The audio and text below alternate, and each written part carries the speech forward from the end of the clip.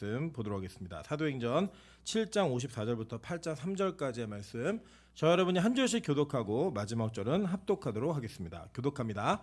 그들이 이 말을 듣고 마음에 찔려 그를 향하여 이를 갈거늘 스데반이 성령 충만하여 하늘을 우러러 주목하여 하나님의 영광과 및 예수께서 하나님 우편에 서신 것을 보고 말하되 보라, 하늘이 열리고 인자가 하나님 우편에 서신 것을 보노라 한대. 그들이 큰 소리를 지르며 귀를 막고 일제히 그에게 달려들어 성 밖으로 내치고 돌로 칠세 증인들이 옷을 벗어 사울이라 하는 청년의 발 앞에 두니라. 그들이 돌로 스데반을 치니 스데반이 부르짖어 이르되 주 예수여 내 영혼을 받으시옵소서 하고 무릎을 꿇고 크게 불러 이르되 주여 이 죄를 그들에게 돌리지 마옵소서, 이 말을 하고 자니라. 사울은 그가 죽임당함을 마땅히 여기더라. 그날에 예루살렘에 있는 교회에 큰 박해가 있어 사도 외에는 다 유대와 사마리아 모든 땅으로 흩어지니라. 경건한 사람들이 스데반을 장사하고 위하여 크게 울더라. 사울이 교회를 잔멸할세 각 집에 들어가 남녀를 끌어다가 옥에 넘기니라. 아멘. 우리 주변에 있는 분들에게 이렇게 한번 인사드리겠습니다. 당신 때문에 오늘 하루 기분이 너무 좋을 것 같습니다. 앞뒤로 인사하겠습니다. 당신 때문에 오늘 마무리가 너무 행복할 것 같습니다. 네, 어떤 마음으로 오셨든 간에 우리가 예배 가운데 교우들을 만나고 하나님과 만나는 그 시간을 통해서 우리의 모든 쓸데없는 마음들, 상했던 마음들, 모든 마음들이 다 회복되어지는 은혜가 있으시기를 주님의 이름으로 축원합니다. 네, 오늘 사도행전 7장 54절부터 8장 3절까지의 말씀을 가지고 하나님은 절대로 손해보지 않는다라는 제목으로 하나님 말씀 증거하도록 하겠습니다. 우리 이 땅에 사는 동안에 우리는 항상 손익계산이라고 하는 그 계산서가 우리 인생 가운데 항상 흘러내려갑니다. 그래서 심지어는 이게 부모 자식 사이에도 엄마한테 돈을 맡겨야 되느냐 맡기지 않아야 되느냐 이걸 판단하고요. 또 이걸 빌려야 되느냐 빌리지 않아야 되느냐 굉장히 빠른 판단을 통하여서 우리는 우리 자신에게 유익이 무엇인지를 정확히 살펴낼 수 있는 그런 이렇게 아주 본능적인 더듬이가 있습니다. 그래서 어렸을 적에는 그 아이들이 세뱃돈을 받고 나면 엄마가 일로 줘, 엄마한테 맡겨, 잊어버려 그러면 순진하게 다 맡겨요. 저도 예전에 어머니에게 그렇게 돈을 많이 맡겼습니다. 그리고 저는 의심스러워서 제가 차용증을 달라고 맡긴 거를 그 차용증에 단어는 쓰지 않았고 맡긴 걸 써달라고 그래서 이렇게 썼는데 어느 날 제가 그걸 들이대면서 돈을 달라고 얘기했더니 잠깐 보재요. 그러시는데 어머니가 그걸 받자마자 막 찢어갖고 쓰레기통에 버리시고 그냥 그걸 없는 돈으로 여기셨습니다. 그 이후로는 절대 저희 모자 사이에는 돈 관계는 허락되지 않습니다. 우리 인간은 이렇게 무엇을 이렇게 하는 일에 있어서 내가 이걸 손해가 될지 이익이 될지 이걸 항상 판단을 해요. 사람과의 만남도 그렇고 어떤 영적 교제들도 그렇고 우리 모두는 본능적으로 이걸 다 판단하고 살게 되어 있습니다. 이게 누구 닮아서 그러냐면요, 우리가 하나님 닮아서 그래요. 하나님 닮아서.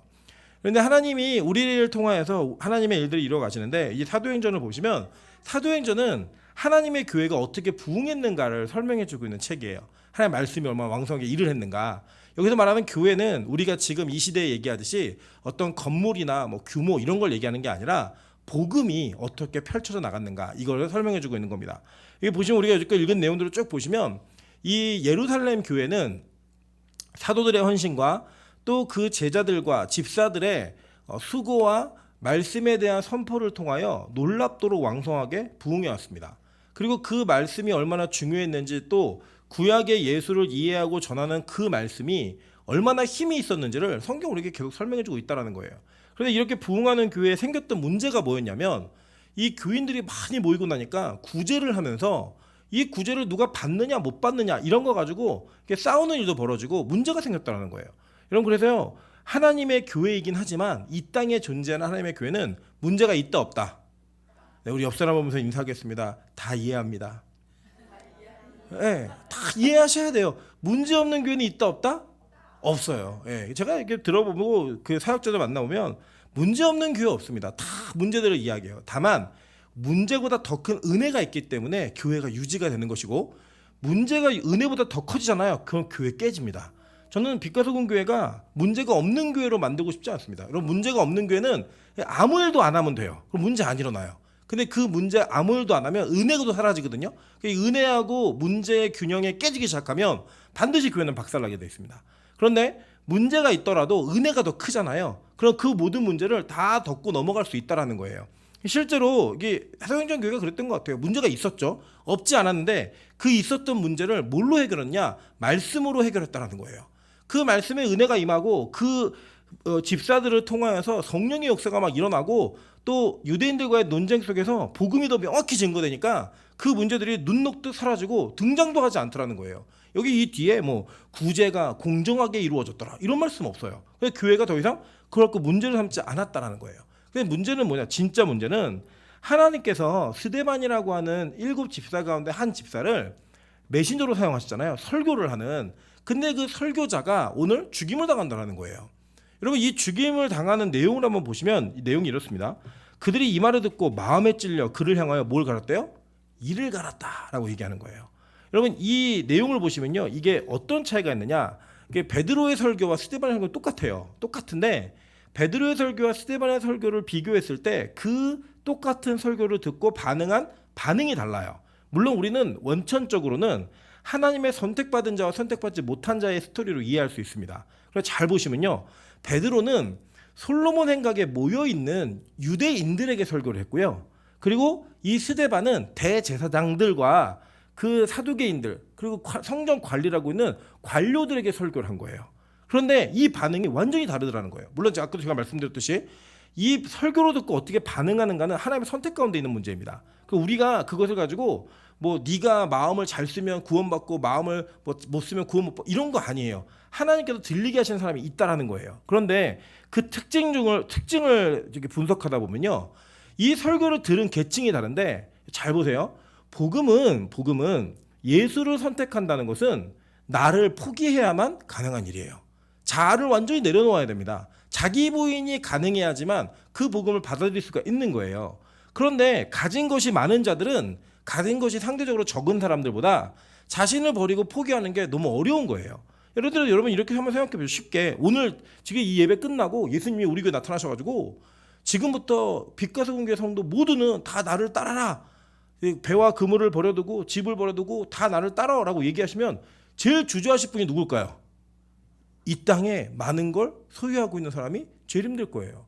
가난한 자들은 예수님 부르시는 그 부르심에 어차피 여기서도 노숙자고 저기서 노숙자니까 상관없어요. 근데 정말 가진 것이 많았던 부자는 예수님께서 다 팔고 나 따라오라고 얘기하는 그에게 그가 굉장히 근심하며 떠나갔다라고 이야기를 합니다. 그래서 이 기득권자들, 즉 이 메시지의 내용이 뭐냐면 너희가 죽인 예수가 바로 구약에 약속된 메시아고 그 메시아가 구원을 이루게 하시는데 너희가 그것을 거절한 것은 성령을 거스렸도다 이 얘기한 거예요. 그러니까 이들이 성령을 인정하고 그 메시아를 받아들이면 뭘 인정해야 되냐면 자기가 여지껏 누려왔던 성전에서의 특권을 다 내려놔야 되는 거예요. 이제 대제사장이 필요해요, 안 필요해요? 안 필요하다고요. 더 이상 필요 없어요. 그런데 그 대제사장이 누구예요? 이게 사실이냐라고 물었던 재판장이었다고요. 그 재판을 하는 그 대제사장이 이 예수 그리스도에 대한 메시지를 인정하려면 뭘 내려놓아야 되냐? 이제 더 이상 대제사장은 필요 없다라는 선언과 함께 자기의 특권을 내려놓아야만 하는 거예요. 이게 참 어려운 겁니다. 복음이 온전하게 그리고 분명하게 선포가 되어지잖아요. 그 선포는 많은 사람들이 가지고 있었던 자기를 나타내고 자기를 증명할 수 있었던 모든 사회적인 인프라들을 다 내려놓을 수밖에 없게 만듭니다. 복음이 그런 거예요. 그거는 대단한 일이 아니고 당연한 일이에요. 근데 그게 왜 어렵냐면 복음은 나를 포기하게 만들기 때문에 내가 많이 가지고 있고 내 자신이 가지고 있는 힘이 있다고 생각하는 자들이 그게 너무 어려운 거예요. 그래서 그들은 이 다른 반응을 하게 됩니다. 어떻게 반응했죠? 이를 갈았다고 얘기해요. 유대인들은 어땠어요?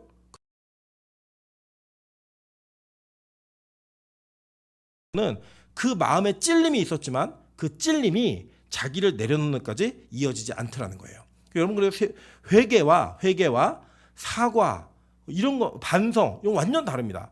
잘 보시면 회개는요 하나님이 여러분에게 찾아오셔서 회개의 마음을 격발하셔야지만 우리가 회개할 수 있어요. 그리고 우리 자신의 죄를 토설할 수가 있다고요. 근데 사과와 반성은 그냥 이 땅에서 윤리 도덕적 차원에서 이루어질 수 있어요. 그리고 회개를 하지 않고 사과와 반성하는 사람들은요 어떤 특징이냐면 자기를 더 강화합니다. 나는 적어도 저 사람은 다르다는 거예요. 나 사과도 할 줄 알고 나는 반성도 할 줄 안다는 거예요. 근데 여러분 회개하고 사과 반성은 완전 다른 차원의 일입니다. 사과 반성의 이 내용은 이성의 차원에서 이루어지는 거라면 이 회개는 영적 차원에서 이루어지는 거예요. 여러분 그래서 이 사람들은 깨달았지만 찔림이 있었지만 그 찔림이 회개로 이어지지 않더라는 거예요. 그래서 여러분 회개할 수 있음이 큰 축복입니다. 회개하는 그 자리 자체가 여러분에게 주시는 엄청난 특권이라는 거예요. 여러분 이 가운데서 스데반은 뭐했어요? 성령이 충만해갖고 하늘을 우러 주목하여 하나님의 영광과 및 예수께서 하나님 우편에 서신 것을 보고라고 얘기해요. 그죠? 뭘 봤냐면 천국을 보는 거예요. 천국을. 여러분 그래서 이 반응이 완전 다른 이유는 뭐냐면 하나님의 나라를 보고 하나님의 그 영광을 본 사람과 보지 않은 사람은 엄연한 차이가 있습니다. 엄연한 차이. 여러분 그래서요 이 가짜와 진짜의 만남 속에 하나님은 반드시 이 반응들을 일으켜내시고 그 반응을 통하여서 자신이 당해야 되는 처지와 자신의 그 역할을 충분히 감당하게 할 수 있는 여력들을 하나 만들어 놓으신다는 거예요. 한번 내용 볼까요? 왕상 22장 22절부터 25절입니다. 여호와께서 말씀하시기를 누가 아합을 깨어 그를 길랄 라못에 올라가서 죽게 할고 하시니 하나는 내가 이렇게 하겠다 하고 또 하나는 저렇게 하겠다 하였는데 한 영이 나와 여호와 앞에 서서 말하되 내가 그를 깨겠나이다. 여호와께서 그에게 이르시되 어떻게 하겠느냐 이르시되 내가 나가서 거짓말하는 영이 되어 그의 모든 선지자들의 입에 있겠나이다. 여호와께서 이르시되 너는 꾀겠고 또 이루리라. 나가서 그리하라 하셨은즉 이제 여호와께서 거짓말하는 영을 왕의 이 모든 선지자의 입에 넣으셨고 또 여호와께서 왕에 대하여 화를 말씀하셨나이다. 그나냐의 아들 시드기야가 가까이 와서 미가의 뺨을 치며 이르되 여호와의 영이 나를 떠나 어디로 가서 내게 말씀하시더냐. 미가가 이르되 내가 골방에 들어가서 숨는 그날에 보리라 라고 얘기합니다. 이 결론이 뭐냐면 이게 아합 왕을 죽일 때 하나님이 어떻게 죽이시냐 이건데 거짓 선지자들은 어떻게 얘기했냐면 아합이 이긴다고 얘기한 거예요. 그래 이 미가야는 하나님의 말씀을 그대로 전했는데 너 죽어 얘기한 거예요. 지금 이게 지금 왜 너 선지자들 이렇게 예언해줘라 너 죽이려고 하나님 하신 거야 이 얘기를 하니까요. 이 왕도 이걸 듣고 뭐라고 했냐. 역대하 18장 27절부터 볼게요. 왕이 이같이 말하기를 이놈을 옥에 가두고 내가 평안히 돌아올 때까지 고난의 떡과 고난의 물을 먹게 하라 하셨나이다. 아니 미가가 이르되 왕이 참으로 평안히 돌아오시게 된다면 여호와께서 내게 말씀하지 아니하셨으리이다 하고 또 이르되 너희 백성들아 다 들을지어다 하니라 라고 얘기해요. 전쟁에 나가는 왕한테 너 죽는다고 얘기해놓고 왕은 내가 돌아와서 이놈 가만히 안 내비뒀다 얘기하니까 당신이 돌아오면 하나님 나한테 말씀 안 한 겁니다. 당신 못 돌아옵니다. 그 백성들한테 너희들 다 기억해? 얘기한 거예요. 여러분 이게 보시면요, 이 하나님의 말씀과 예언과 그 진리는 우리로 하여금 항상 좋은 말만 듣게는 안 하신다는 거예요. 그리고 그 들은 말로 인해서 어떻게 반응하느냐가 너무 중요합니다. 여러분 잘 보시면 히스기야가 너는 죽는다는 이야기를 들어요. 이사야에게. 근데 히스기야가 어떻게 하죠? 기도해요. 그때부터. 그 기도를 통해 하나님은 성 밖으로 나가고 있는 이사야에게 다시 돌아가서 산다고 얘기해. 이렇게 얘기했다고요. 그럼 다윗이요 정말로 뭐라고 얘기냐면 자기를 비유해서 말하고 있는 나단 선지자에게 누군지 몰라도 그놈은 반드시 죽는다. 하나님이 사심을 두고 내가 맹세하노니 반드시 죽어 그놈은. 얘기했을 때요 나단이 뭐라고 하냐면 그게 너야 이렇게 얘기해요.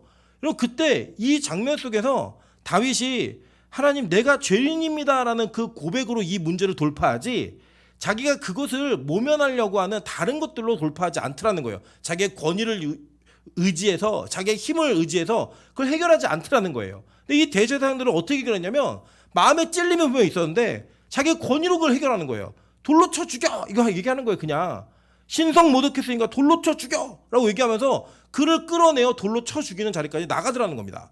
여러분 그래서요 진짜와 가짜의 만남 속에 반드시 하나님이 일하시는 그 분별이 있고요 구별됨이 있다는 거예요. 저는 이 시대가 진짜로 복음을 전하는 일에 하나님의 복음이 온전히 전해지는 일에 그냥 둔감해질 시대라고 생각합니다. 여러분 성도들이요 복을 얘기하면 좋아하고요 평안을 얘기하면 기뻐하고요 그렇지 않은 메시지가 선포되는 곳에서는요 그 자신이 헌신을 하거나 희생하는 것 자체를 굉장히 부담들어하고 어려워합니다. 그리고 오죽하면 뭐 그런 유머가 있지 않습니까? 저희 어머니도 많이 말씀하신 건데 그 태국에 갔는데 코끼리 한 마리가 있어갖고 이 코끼리를 울게 하는 사람에게 상금을 주겠다고 얘기한 거예요. 아무리 막 사람이 얘기해도 막 울지가 않는데 어떤 청년이 가더니 코끼리 귀에도 뭐라 얘기했더니 코끼리가 막 펑펑 울더라는 거예요. 그 왜 우나 그랬더니 그 청년이 뒤에 가서 나 개척교회 목사야 그랬더니 막 펑펑 울더래요 코끼리가.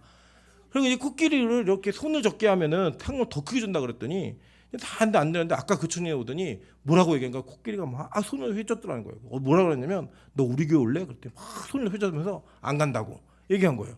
이게 유머이지만 얼마나 이 시대의 교회를 또 개척하는 그 교회가 얼마나 어려운 시대적 상황을 겪고 있는지를 우리가 알지 않습니까? 다 대형 교회 모여가지고 다 교회는 예수 그리스도의 지체이기 때문에 손도 있고 발도 있고 다 있어야 되잖아요. 그런데 뭐 손과 발이 지금 다 대형 교회만 모여 있어가지고 뭐 이상한 괴물처럼 만들어져요. 괴물처럼 다 어려운 교회들만 있고 힘든 교회들만 있다고 얘기하고 여러분 실제로요 지금 자립해서 돌아가고 있는 교회는 전체 교회 20%밖에 되지 않습니다. 이런 나눠야 된다고 생각해요. 좀 목사가 담임 목사가 성도 이름을 모르는데 그게 어떻게 성도예요? 그게 어떻게 관계예요? 저는 제가 몇 명의 성도의 이름을 외울지 모르겠지만 제가 외우고 있는 성도, 외울 수 있는 성도의 숫자가 저 한계라고 생각해요. 제 목회에. 돌봐야죠, 영적으로. 그게 안 돼 있는데 그런 메시지를 전하고 말하는 교회보다 오히려 그런 대형 교회의 편안함과 우리가 가지고 있는 헌신과 희생을 최소화시켜줄 수 있는 교회들이 그렇게 인기가 있더라는 거예요. 그렇게. 여러분 빛과성공교회는 그래서 저는 좀 다행이라고 생각합니다. 상가교회여서. 적어도 편하자고 오시는 분은 없어요. 예. 우리 제가 말씀했잖아요. 우리 저기 담비자매도 너 우리 교회 올라면 제대로 신앙생활 해. 그랬더니 안 온 거예요. 작년 7월에 왔다가 그 시기가 너무 힘들었던 거예요. 지금 자식 제대로 하려고 온 거예요. 제대로 하려고. 그러니까 빠지면 핍박하세요. 너 제대로 하려고 왔는데 어디 빠지려고 그래요. 머리 끄드러 앉혀놓고 하는 거 제대로 하려고 왔으니까. 여러분 그게 바로 우리가 가야 되는 길이라는 거예요. 실제로요. 여러분 잘 보시면요. 이 땅은 인간이 느끼기에 편안하고 안전하고 짧은 그런 안식, 자기들이 누리는 안식을요 너무나 좋아합니다. 계속 볼까요? 에레미야 28장 7절부터 11절입니다. 그러나 너는 내가 내 귀와 모든 백성의 귀에 이르는 말을 이 말을 잘 들으라. 나와 너 이전의 선지자들이 예로부터 많은 땅들과 큰 나라들에 대하여 전쟁과 재앙과 전염병을 예언하느니라. 평화를 예언하는 선지자는 그 예언자의 말이 응한 후에야 그가 진실로 여호와께서 보내신 선지자로 인정받게 되리라. 선지자 하나냐가 선지자 에레미야의 목에서 멍에를 빼앗아 꺾고 모든 백성 앞에서 하나냐가 말하 이르되 여호와께서 이와 같이 말씀하시니라. 내가 2년 안에 모든 민족의 목에서 바벨론의 왕 느부갓네살의 멍에를 이와 같이 꺾어버리라 하셨느니라 하매 선지자 에레미야가 자기의 길을 가니라. 에레미야가 뭐라고 예언했냐면 너희 70년 동안 포로로 팔려간다고 얘기한 거예요. 그랬더니 하나냐가 아니야 70년 아니고 2년이면 다 끝나 이렇게 얘기했어요. 그랬더니 여러분 어떤 일들이 벌어졌냐면 에레미야 37장 볼게요. 37장 15절부터 21절입니다. 고관들이 노여하여 에레미야를 때려서 서기관 요나단의 집에 가두었으니 이는 그들이 이 집을 옥으로 삼았음이더라. 에레미야가 뚜껑 씌운 웅덩이에 들어간 지 여러 날 만에 시드기야 왕이 사람을 보내어 그를 이끌어내고 왕궁에서 그에게 비밀이 물어 이르되 여호와께로부터 받은 말씀이 있느냐. 에레미야가 대답하되 있나이다. 또 이르되 왕이 바벨론의 왕의 손에 넘겨지리이다. 에레미야가 다시 시드기야 왕에게 이르되 내가 왕에게나 왕의 신하에게나 이 백성에게 무슨 죄를 범하였기에 나를 옥에 가두었나이까. 바벨론의 왕이 와서 왕과 이 땅을 치지 아니하리라고 예언한 왕의 선지자들은 이제 어디 있나이까. 내 주 왕이여 이제 청하건대 내게 들으시며 나의 탄원을 받으사 나를 서기관 요나단의 집으로 돌려보내지 마옵소서. 내가 거기서 죽을까 두려워하나이다. 이에 시드기야 왕이 명령하여 에레미야를 감옥들에 두고 떡 만드는 자의 거리에서 매일 떡 한 개씩 그에게 주게 하며 성중에 떡이 떨어질 때까지 이르니라. 에레미야가 감옥들에 머무니라 라고 얘기해요. 뭐냐면 가둬버리는 거예요. 듣기 싫은 말 한다고. 나한테 듣기 싫은 말을 하니까 야 구덩이에 가둬. 굶겨 죽여. 이렇게 얘기하는 그 시대적 상황이 지금 이 시대가 뭐가 달라요. 그러니까 여러분 한국교회 강단에 죄를 마음껏 설교하는 강단이 드물다니까요. 이게 우리 교회는 워낙 많이 들으시니까 여러분 그냥 다른 교회도 이런 줄 아시죠? 절대 그렇지 않아요. 제 실제로 들은 얘기라니까요. 제가 죄에 대한 설교를 하고 내려왔더니 담임 목사님이 교인들이 너무 힘든 삶을 사니까 죄에 대한 설교하지 말라고 저한테 얘기를 하셨어요. 진짜로. 그게 죄에 대한 설교 못해요. 하면 안 돼요. 성도들 힘들고 피곤하다는 거예요. 그러니까 분명히 죄를 짓고 회개를 해야 되는 성도들에게 안정을 얘기해주고 안녕을 얘기해주고 평안을 얘기해주는 그게 어떻게 교회예요. 여러분 이 땅에 예수님은요 죄인들을 위해 오셨습니다. 우리가 죄인이라는 고백과 우리 죄가 드러나지 않으면 우리는 예수를 필요로 하지 않는 아주 죄성이 강한 존재들이기 때문에 항상 그것이 폭로되어야만 하는 거예요. 그래서 제발 뭐 누굴 표적 설교했다. 그런 게 어디 있어요? 다 그냥 우리가 죄인인데 누굴 표적 설교해요? 여러분 제발 무슨 설교 들으면 저건 박 집사가 들어야 돼. 저건 김 집사가 들어. 우리는 김 집사 박 집사 없으니까 그런 얘기 하지 마세요. 내 얘기라고 생각해. 내 얘기.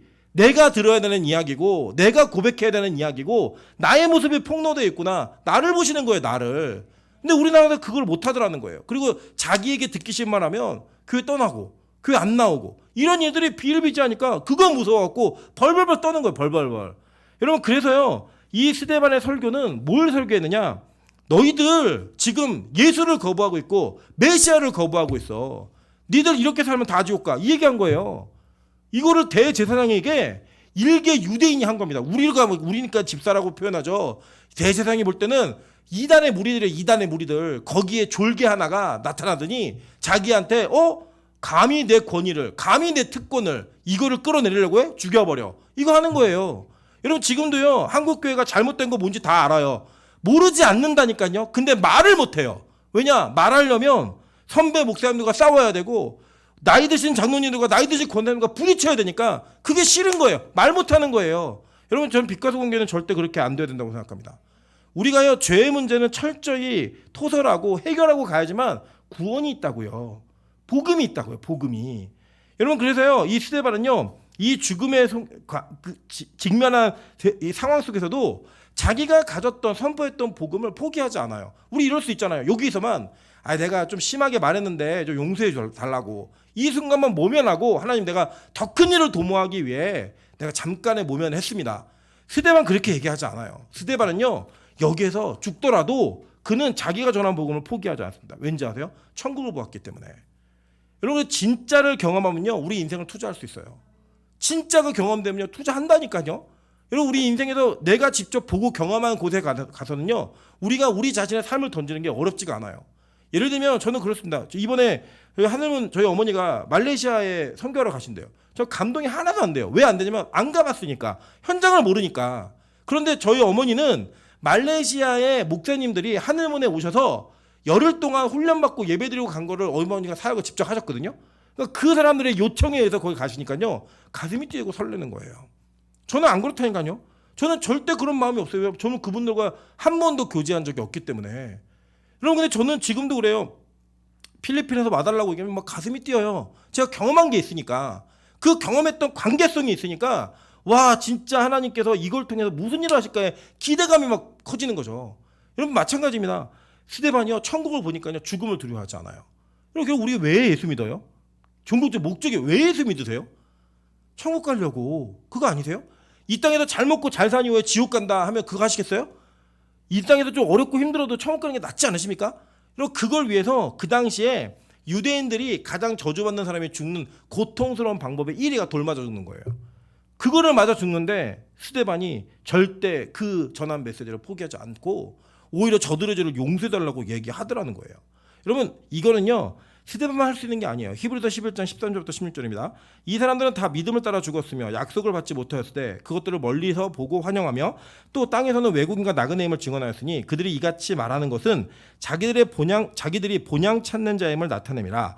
그들이 나은 바 본향을 생각하였더라면 돌아갈 기회가 있었으려니와 그들이 이제는 더 나은 본향을 사모하니 곧 하늘에 있는 것이라. 이러므로 하나님이 그들의 하나님이라 일컬음 받으심을 부끄러워하지 아니하시고 그들을 위하여 한 성을 예비하셨느니라 라고 얘기해요. 여러분 그래서 저는요 믿음이 없어요. 저는 이 얘기하는 거 100% 인정하고 이해합니다. 그리고 그분들의 특징이 뭐냐? 아직 은혜를 경험하지 못한 거예요. 그러니까 은혜를 경험하지 못하니까 내 시간, 내 열정, 내 노력, 내 물질을 하나님 앞에 드리는 것이 아까운 거예요. 그 은혜를 경험해보지 못했으니까. 매일의 예배의 기쁨을 경험하지 못한 분들은요 매일 예배 못 드립니다. 절대로. 저 그거 이상하게 생각하지 않아요. 우리가 너네보다 낫다? 그런 생각도 하지 마세요. 은혜가 경험되어지면요 하지 말라 그래도 한다니까요. 은혜가 경험되면요 진짜 우리 인생에 이건 내가 투자할 만한 가치가 있구나, 내 인생을 걸 만한 분명한 가치가 있구나 할 수 있어요. 근데 그게 안 되면 못해요. 그러니까 여러분 막 믿음 연약한 이 남편들, 아내들, 자식들 얘네들 막 찔러가고 귀 끌고 당기고 이래갖고 교회 데리고 오신다고 뭐가 변화가 일어나는 게 아니에요. 오히려 기도하세요. 하나님 천국을 보게 해주세요. 하나님 저들에게 은혜를 경험하게 해주세요. 그럼 진짜 바뀐다니까요. 제가 말씀드렸잖아요. 저희 어머니네 교회에 자기 아들을 데려다 놓고 자살해 죽으려던 그런 분이 기도원에서 잠을 자다가 꿈속에서 천국까지 갔다 온 거예요. 이분 무당이었어요. 사채빚이 너무 많아가지고 자기 죽으려고 작정하고 아들 키워달라고 얘기하고 그리고 나서 죽으려고 작정을 했는데 그날 밤에 뭘 봤어요? 천국과 지옥을 봤다고요. 지금도요. 아직도 세상을 좋아하지만 못 도망가고 예배드리고 계세요. 예. 왜요? 눈으로 봤으니까. 자 경험을 했으니까. 그래서 이 부인이 믿음이 없으면 들어가서 발붙들고 기도해. 하나님 꿈에 천국과 지옥을 좀 보게 해주세요. 하나님 우리 남편이 하나님 정말 길을 가다가 잠깐이라도 하나님을 좀 경험할 수 있게 도와주세요. 이 기도 한 방이면 해결된다니까요. 여러분의 힘과 능력으로 절대 되지 않습니다. 하나님이 보여주셔야지만 죽을 수 있어요. 우리도 마찬가지예요. 여러분 어떻게 우리가 하나님을 위해 살아요. 그 말도 안 되는 얘기 하지 마세요. 우리는 그런 인간들이 아니라니까요. 우리 존재 자체가 우리는 이기적이고 내 손해를 못 보는 사람들이에요. 근데요 진짜 투자할 만한 그 영광을 체험하면 된다니까요. 해요. 여러분 이사야가 왜 톱에 갈려 죽을 때까지 그가 사역을 했는지 아십니까? 이사야 6장 1절부터 8절 보겠습니다. 우시야 왕이 죽던 해에 내가 본즉 주께서 높이 들린 보좌에 앉으셨는데 그의 옷자락은 성전에 가득하였고 스랍들이 모시고 섰는데 각기 6날개가 있어 그 둘로는 자기 얼굴을 가리었고 그 둘로는 자기 발을 가리었고 그 둘로는 날며 서로 불러 이르되 거룩하다 거룩하다 거룩하다 만군의 여호와여 그의 영광이 온 땅에 충만하도다 하더라. 이같이 화답하는 자의 소리로 말미암아 문지방의 터가 요동하며 성전의 연기가 충만한지라. 그때 내가 말하되 화로다 나여 망하게 되었도다. 나는 입술이 부정한 사람이요 나는 입술이 부정한 백성 중에 거주하면서 만군의 여호와이신 왕을 배웠음이로다 하더라. 이사야가 천국 본 거예요. 천국. 사명을 받을 때 천국을 보고 하나님을 보고 그 나라를 보고 난 이후에 그가 톱에 갈려 죽을 때까지 그는 자기의 인생을 함께 드릴 수 있는 인생이 되었다라는 거예요. 여러분 그래서요 그런 마음이 있을 때 있잖아요. 좀 열심히 하고 싶은데 내 마음대로 안 될 때가 있어요. 뭔가 열심히 하는 사람들 보면 부럽긴 한데 그 따라가기 너무 힘들 때가 있다고요. 여러분 우리 교회는요 어떤 수치를 만들어 놓고 여러분 여기까지 와야지만 좋은 성도입니다 이런 말 안 해요. 앞으로도 안 할 거예요. 여러분 저는요 그러나 여러분에게 뭘 바라며 기도하고 있냐면 하나님 우리 교회가 은혜가 뭔지 아는 교회가 되게 도와주십시오. 그 은혜를 경험하면 이 세상 사람들이 정해놓은 모든 기준을 다 뛰어넘을 수 있다니까요. 은혜는 율법보다 강해요. 은혜는 율법보다 훨씬 강합니다. 여러분 그게 바로 우리가 믿고 따라가는 예수 그리스도를 우리가 따라가는 방법이에요. 올바른 방법. 절대 기준과 수치와 규율로 따라가는 거 아니에요. 은혜로 따라가는 거예요. 그리고 결국에는 이 이사야가 하늘을 보고 난 부정한 놈인데 내가 천국을 봤을 때 죽게 생겼구나 얘기할 때 천사가 숯을 가지고 와서 그의 입술을 지져버립니다. 너 깨끗하게 된 사람이야. 그러니까요 이사야가 뭐라는지 아세요? 나를 보내소서 얘기해요. 주저하지 않고.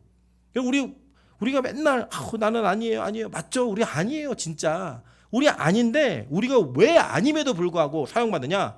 하나님이 우리를 부르셔서 은혜를 보여주셨기 때문이에요. 그렇기 때문에 그게 우리의 가능성이라니까요. 그게 우리의 명분이 된다니까요. 여러분 이 땅에 괜찮은 사람이 어디 있어요? 이 땅에 일할 만한 사람이 어디 있고 이 땅에 정말 대단한 사람이 어디 있어요? 없어요. 자기 것도 아니에요. 우리가 나중에 천국에 가면 우리가 수고하고 열심히 있는 대로 상을 받을 거예요. 근데 그 상을 어떻게 돌려드리죠?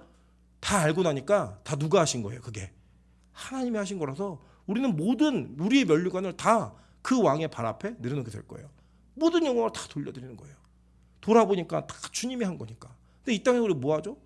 나는 얼마 했는데 니는 얼마 하니? 나는 요만큼 했는데 니는 이만큼 했니? 나는 설거지 몇 번 했는데 너는 몇 번 했니? 나는 교회 봉사 이렇게 하는데 너는 왜 이거밖에 안 하니? 맨날 그 싸움 싸우는 거 아니에요. 맨날 그 분쟁, 다툼, 시기 이런 거 하는 거 아니에요. 목사들도 똑같아요. 보면은 너는 월급 얼마 받니? 나는 얼마 받는데? 그러면서 자기 처지를 비관하고 비교하고 너는 무슨 차 타는데 난 왜 이런 차를 타니? 내 교회는 뭘 해줬니 안 해줬니? 이런 거 가지고요 서로 자랑하고 위축되고 이런 일들이 있어요. 여러분 우리 다 뭘로 하는 건데요? 우리가 그냥 다 은혜로 하겠다고 온 사람들이잖아요. 은혜로 하겠다고. 그 은혜가 전제가 되어지면 남과 비교해서 그런 게 아니라 나한테 주시면 감사하고 없으면 없는 대로 감사하고 그렇게 가는 게 맞는 건데 항상 우리 비교적 관점을 가지고 살아가는 거예요. 왜요? 내 공로를 쌓아야 되니까. 제게 큰가 내게 큰가 이거 하는 거죠. 여러분 하나님이요 이런 일을 하는 자들을 하나님의 분노의 그 숯불을 그들 머리 위에 쌓으시는 방법이 뭔지 아세요? 그들이 세상에서 이겨요. 세상에서 지고 심판받으면 죄의 대가를 치른 거잖아요. 그들이 세상에서 이기는 거예요. 희한하게도요 진리를 가진 자와 비진리를 가진 자가 붙으면요, 비진리가 이겨요. 왠지 아세요? 하나님이 그 진리를 가진 사람들의 희생을 통하여 비진리의 사람들을 심판하시기 위해, 그리고 이들에게는 상급을 주시고 이들은 벌하시기 위해 그 일을 이루어 가신다는 거예요. 그 오늘 그 일이 벌어지는 거예요. 이럴 때 좀 하나님이 스데반 옆에 막 천군천사를 두르게 해서 지켜주고 날라오는 돌이 빵으로 바뀌어갖고 막 스데반 입에 꽂히고 막 이러면 더 은혜되지 않습니까? 와, 스데반이 죽을 뻔했는데 막 돌이 빵이 돼서 입에 꽂히더라. 그거 주워 나눠주더라. 더 은혜가 될 것 같은데 아니에요. 하나님은요, 스데반이 거기서 돌 맞아 죽게 내버려 두셨어요. 여러분, 하나님은요, 우리의 환경을 바꾸시는 분이 아니라, 우리의 환경을 지키시는 분이 아니라 우리의 믿음을 지키시는 분이에요. 스데반이 그 영광 가운데 그 믿음을 보더라는 거예요. 여러분, 그러면서요, 그가 이렇게 얘기할 때요, 저는 여기 너무 멋져요. 여러분 한번 잘 보시면 하나님의 관점에서 교회가 있는데, 예루살렘 교회가 있는데, 스데반이라고 하는 집사는 중요한 사람이에요, 안 중요한 사람이에요? 중요한 사람이죠. 7 집사 가운데 그래도 설교도 길게 할 줄 알고 복음을 전할 줄 알고 막 역사도 이루는 사람이에요. 근데요, 하나님이 이 사람이 죽는 걸 그냥 내어버려 두시더라는 거예요. 얼마나 아까워요. 여러분들 아깝지 않으세요? 뭔가를 열심히 준비했는데 그게 부서지거나 망가지거나 이렇게 돼서 그 아까움이 있잖아요. 아까움이 막 열심히 막 그 사갖고 막 뜯어가지고 렌즈에 돌렸다가 꺼내는데 우르르 쏟아갖고 다 땅에 엎었다. 얼마나 아까워요. 아이스크림 먹으려고 탁 뜯어갖고 탁 했는데 봉지를 버려야 되는데 그냥 아이스크림 버리는 경우도 있고 얼마나 아까워요. 그게 이 교회에 스데반은 알맹이 같은 사람이에요. 알맹이 같은 사람. 근데 이 알맹이가 탁 떨어져서 딱 썩어질 때 거기에 등장하는 인물이 누구냐? 사울이 등장하는 거예요. 보세요. 8장 1절입니다. 사울은 그가 죽임당함을 마땅히 여기더라. 이 사울이 누구예요? 사울이 바울이에요. 이 바울이 나중에 뭐라고 간증하나 한번 보실래요? 사도행전 22장 19절부터 20절입니다. 내가 말하기를, 주님, 내가 주를 믿는 사람들을 가두고 또 각 회당에서 때리고 또 주의 증인 스데반이 피를 흘릴 때 내가 곁에 서서 찬성하고 그 죽이는 사람들의 옷을 지킨 줄 그들도 아나이다. 이게요, 바울에게는 지어지자 자기 간증을 하고 기도를 하는데 이 내용에 기도를 하는 거예요. 하나님, 내가 어떤 인간인지 아시죠? 내가 스데반 죽인 사람이에요. 근데 하나님은 그 스데반의 죽음 속에 정말 아끼는 스데반 집사를 잃은 것 같은데 그 뒤에 이 사역을 통해 누굴 세우시는 거예요? 사울을 세우시는 거예요. 바울을 세우시는 거예요. 그래서 이 뒤에 바울이요, 믿는 사람들 막 잡아다가 막 가두고, 이제 이게 뭐냐면 예수 믿는 자들과 예수님이 승천하신 이후에 예수 믿는 자들과 성령 충만으로 막 많이 모여들기 시작했잖아요. 그 사람들과 기존의 기득권 세력에 긴장감이 있었던 거예요. 그래서 계속 너 하지 마, 우리가 어떻게 안 해, 할 거야, 막 긴장감이 있었는데 여기에서 이게 빵 터지는 사건이 뭐냐면 스데반 사건인 거예요. 그러니까 이왕 시작했으니 야 쓸어버려, 이래가지고 예수 믿는 자들을 공격적으로 핍박하기 시작한 거예요. 그래서 여기에 이 탄력을 받은 사울이 대제사장에 가서 공문을 받아요. 내가 외국에 있는 놈도 잡아다가 가둘 테니까 공문 주세요. 그 공문 받고 쫓아가는 길에 주님을 만나는 거예요. 하나님이요, 이걸 예배에 놓으셨다, 안 예배에 놓으셨다? 예배에 놓으셨다. 그래서 지금은 손해가 어마막심한 것 같아요. 여러분 보세요. 여기 보면은 예루살렘에 있는 모든 교인들이 스데반의 죽음을 슬퍼했을까요, 안 슬퍼했을까요? 엄청 슬퍼했잖아요. 8장 2절 보세요. 경건한 사람들이 스데반을 장사하고 위하여 크게 울더라. 크게 울었는데 우리는 다 손해본 것 같았는데 그 손해 뒤에 하나님의 비밀인 바울이, 하나님의 계획 속에 이 스데반을 심고 거두는 바울이 준비되어 있더라는 거예요. 여러분, 그게 바로 우리 교회가 살아가는 모습이고 교인이 이 땅을 살아가는 모습입니다. 여러분, 때로 우리 그렇잖아요. 우리가 어느 시점이 되면요, 너 꿈이 뭐야? 이거 안 물어요. 그죠? 안 물어요. 물을 수가 없어요. 예를 들어 제가 지금 여기 윤창호님이나 김학전님에게 저 꿈이 뭐세요? 이렇게 얘기하면요, 이거 어떻게 놀리는 것 같기도 하고, 지금 무슨 꿈이 있니? 뭐 권사님들한테도 꿈이 뭐예요 지금? 이렇게 묻는 거는 어색해요. 오히려 꿈이 뭐셨어요? 이렇게 묻는 게 더 자연스러운 거예요. 왜요? 이제는 모든 게 다 끝났다고 생각하니까. 꿈은 누구한테 묻는 거냐면 꿈은 어린아이들에게 묻는 거예요. 찬수에게, 수아에게, 리나, 니노에게, 사랑에게, 이런 애들한테 묻는 거예요. 너 꿈이 뭐니? 그래서 자기들 막 하고 싶은 얘기를 마음껏 하겠죠. 왜냐? 그 아이들은 무궁무진한 가능성이 있으니까. 여러분, 어떻게 보면요, 우리가 이 땅을 살아가면서 내 꿈을 그대로 이루었다라고 얘기할 만한 사람이 몇 사람이나 될까요? 우리 여기 앉아 계신 권사님들도 장로님들도 어릴 적 꿈이 있으셨을 거예요. 그 꿈이 다 이루어지셨나요? 아니죠. 그냥 이루어지지 않았는데 막 살아오다 보니까 그 살아오는 과정 속에 내가 원하지 않았던 것도 내가 원했던 것도 내 속에 다 들어와서 지금의 나라는 모습으로 만들어져 있는 그 모습이 있는 거예요. 때로는 그 과정이 여러분에게는 기쁨이 될 수도 있지만 슬픔이 될 수도 있어요. 난 여기 이렇게까지 하고 싶지 않았는데 이렇게 될 줄 내가 어떻게 알았지? 내 인생이 왜 이렇게 꼬였지? 이런 여러 가지 일들이 있으실 거예요. 근데요, 여러분을 인도하시는 하나님은 여러분의 개인적 삶의 사건조차도 절대 손해보시는 분이 아니에요. 필요하니까 그 일을 허락하신 거예요. 필요하니까 이 상황을 만드신 거예요. 왜요? 지금의 예배드리고 있는 여러분을 만드시기 위해, 지금의 하나님의 복음을 들으며 반응할 수 있는 저와 여러분을 만드시기 위해 그 일을 허락하신 거예요. 그래, 우리가 예전에 나 그때 그랬으면 참 좋았을 걸, 이런 얘기하는 거 아무 의미 없다니까요. 그때 그랬으면 나 대단한 일이 있었을 거, 아무 의미 없다고요. 아무 의미. 왜요? 그 길은 하나님이 여러분을 만드시는 원하시는 길이 아니었기 때문에 그 남자랑 헤어진 거예요. 그 여자랑 헤어진 거고, 그 상황 속에 그 직업을 택하지 않은 거고, 이 모든 사건 속에 지금 오늘 여기서 예배드리고 있는 저를 만드시기 위해, 또 오늘 이후에 우리가 이 교회가 어떻게 될지 어떻게 알아요? 몰라요. 여기 있는 분들이 어떻게 될지. 그걸 만드시기 위해 지금 오늘 이 자리가, 이 예배가 여러분에게 필요한 거예요. 그래서 하나님은요, 절대 손해보지 않는 분이에요. 하나님은 스데반을 거두어 올리셨지만 거기에 바울을 심으셨어요. 그것처럼요, 이 교회도, 저와 여러분도 여러분의 모든 사건 속에 지금 이해 안 가는 일이 있어요. 하나님 왜 나한테 이런 시련을 주세요? 왜 나한테 이런 손해를 보게 하세요? 왜 나한테 이런 수치와 모욕을 당하게 하세요? 그런 과정 속에 하나님이 여러분을 통해 거두실, 반드시 하나님의 계획이 있다라는 거예요. 그걸 믿으시라는 거예요. 그걸 믿으면요, 이 세상의 모든 일들에 초연해질 수 있는 은혜가 생깁니다. 진짜 초연해질 수 있는 은혜가 생겨요. 제가 오늘도 낙심에 있는 어떤 집사님과 통화를 하면서 이렇게 얘기했어요. 집사님, 저는 이러이러한 과거가 있는 사람입니다. 제가 솔직히 얘기했어요. 그런데요, 제가 돌아보고 나니까 그 과정이 저에게는 꼭 필요했던 과정입니다. 아무리 힘드셔도, 아무리 어려워도 말과 생각과 마음을 지키세요. 그게 지금 집사님이 하실 최선입니다. 그게 지금 집사님이 해야 될 최선입니다. 못 받아들이시더라고요. 왜요? 믿음이 없으니까 못 보시는 거예요. 겉을. 하나님이 자신이 손해보게 만드신 것 같아서 원망스럽고 다 싫은 거예요. 근데요, 저는요, 뭔지 알겠어요. 하나님이 그렇게 하신 이유가 있어요. 하나님이 그 과정을 겪어야지만 손해보지 않는 열매를 거두실 수 있기 때문에. 그게 오늘 저와 여러분의 현실이라니까요. 지금 어려우신 분들 저 따라하세요. 하나님은 절대로 손해보지 않는다. 그걸 고백하세요. 그럼요, 여러분, 오늘을 살 힘이 또 생기는 거예요. 여러분, 그래서 어떤 일이 벌어지냐면요, 이 흩어진 교회가 사도 외에는 사도들만 예루살렘을 지키고요, 나머지는 다 도망갔어요. 도망갔는데 이 도망간 자들이 뭘 하는 줄 아세요? 전도를 합니다. 전도를. 여러분 보세요. 예루살렘 교회가 박살났어요. 5,000명 이상 모였던 교회가 박살이 났어요. 그럼 우리가 눈으로 볼 때는 와, 교회가 박살났네, 무너졌네, 이렇게 얘기할 수 있죠. 근데 이 교회를 무너뜨림으로 하나님은 뭘 이루셨는지 아세요?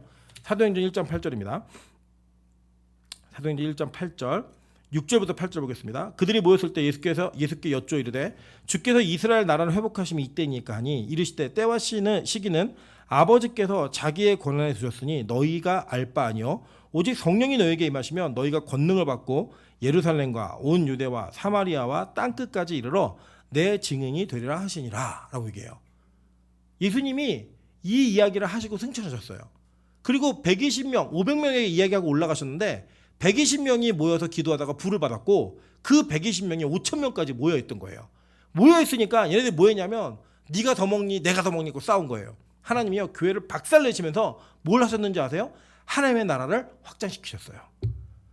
그럼 바울과 실라가 이게 복음을 전하게 되고 바나바와 마가가 복음을 전하게 됩니다. 근데 원래 이들이 한 팀이었거든요. 근데 둘이 싸워요. 싸우니까 쪼개졌는데 선교팀이 한 팀에서 두 팀이 됐어요. 각자 복음을 전해 다녀요. 하나님은요, 그 순간에는 얼마나 힘들었겠어요. 와, 그렇게 열심히 같이 동역하던 사람과 깨졌으니, 그렇게 모였던 교회가 박살나서 5,000명이 흩어졌는데, 여러분 이게 인간의 눈으로 볼 때는 야, 교회가 깨졌네 이거잖아요. 하나님 볼 때는요, 5,000명의 선교 대원을 파송하신 거예요. 교회가요, 진짜 해야 될 일을 하지 않으면 하나님은 안 좋은 사건을 통해서라도 하나님의 일을 이루어 가시는 거예요. 그럼 하나님 손해 보셨어요? 안 보셨어요? 안 보셨어요. 여러분 5천 명의 교회가 흩어져 갖고 지금 저와 여러분이 복음을 듣고 있는 거예요. 저와 여러분이 복음을 듣고, 하나님은요 50억 70억의 인구가 복음을 듣게 하기 위해 5천 명을 흩어버리신 거예요. 근데 그게 왜 손해예요? 손해 아니잖아요. 이익 보신 거잖아요. 우리 하나님 그런 분이시라고요. 여러분 때는 우리 교회가 앞으로 가면서 이제 우리가 정말 생각하셔야 될 건 뭐냐면요, 우리 교회라고 하는 지역교회, 그 교회의 이기적인 마음을 버리셔야 돼요. 왜냐? 하나님이 교회를 세우신 목적과 이유는 교회만을 위해서 세우신 게 아니라 하나님의 나라를 위해 세우신 거예요. 그 나라는 이것보다 훨씬 더 큰 확장되어 있는 개념이에요. 여러분 믿지 않는 사람들이 우리 교회로 와서 의자를 부수고 먹을 걸 더 많이 먹고 손해를 끼치고 헌금을 안 하고 누리는 혜택은 많고 막 이러면 속상하시잖아요. 안 속상하세요? 그런 마음이 든다 안 든다? 들을 수 있죠. 예수 믿는 아이들이 예수 믿지 않는 아이들과 어울리다 보면 우리 애들은 욕도 안 하고 잘 크는 것 같은데 욕하는 애들, 머리 물든 애들 막 와가지고 얘네들이 나쁜 영향 끼치는 것 같아. 그런 느낌을 받을 때도 있으시겠죠. 여러분 교회가 좀 정돈되고 안정됐으면 좋겠는데 술 먹는 사람, 뭐 담배 피고 온 사람, 이런 사람들 앉아 있으면 여러분 괴롭고 힘들죠. 우리가 안 그랬으면 좋겠는데.